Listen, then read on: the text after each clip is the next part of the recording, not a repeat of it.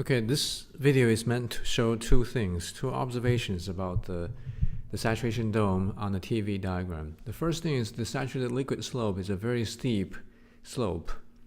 Now, if I change the scale of my horizontal axis, which is a specific volume, now currently you see it's on a log scale. If I plot it in the linear scale, the left slope, the liquid slope would essentially become a vertical line. You cannot see it. You cannot see the dome anymore. It's only when you plot the horizontal axis in the log scale you can see the shape of the dome. You can differentiate the saturated liquid slope clearly. Now that's one thing. The second thing is I also plotted two isobaric process curves on this diagram, and which shows the slow heating of a fluid system from a compressed liquid to saturated liquid, which is here, and then gradually heating to convert all saturated liquid to saturated vapor, and then eventually becomes a superheated vapor. This is one curve. This is for the isobaric curve at 0.1 megapascal. And this is for the isobaric curve at 1 megapascal for this refrigerant R134A. You can see different isobaric curves fall into the same curve when the system is in the compressed liquid phase. Okay, and then all of them essentially coincide with the saturated liquid slope. They're actually different. The compressed liquid should be different than the saturated liquid slope. It's only because the difference between the saturated liquid and the compressed liquid is so small that you cannot differentiate anymore.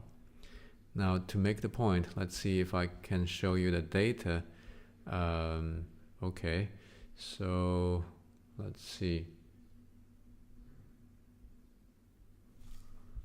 Here you can see first, these are the data of the two isobaric processes. You see, at the same temperature, if you keep the temperature the same, if you look for the same temperature and you look for the specific volume of R134A at different pressures, this is 1 megapascal, this is 0.1 megapascal. The specific volume of this liquid, compressed liquid, is essentially the same. It's only different in the fourth digit, which is about it's less than 1,000th of difference. And you can also compare these values with the specific volume of the saturated liquid, which is okay, I don't have it here. You cannot see it clearly, but you can find that very easily from your own thermodynamic property table. You can compare that with your source of information. You will see the specific volume of a compressed liquid is essentially the same as the specific volume of the saturated liquid at the same temperature, as the same temperature of your system. Okay, so that's that, and these are the two observations you can get from the saturation dome on the TV diagram. The point I'm trying to make is that for a compressed liquid, all the properties are essentially independent of pressure. They're only strong functions of temperature. That's why you can use the approximation method for a compressed liquid that we have described elsewhere in this lecture video series.